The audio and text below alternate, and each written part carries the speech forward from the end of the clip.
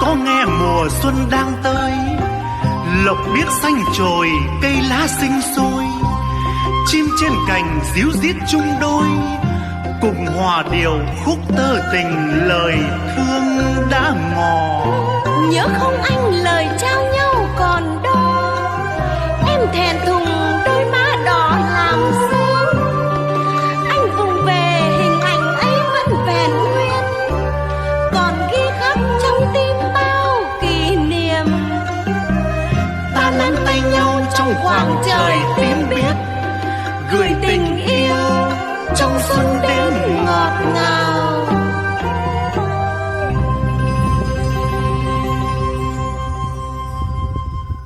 Em có nghe đất trời vào xuân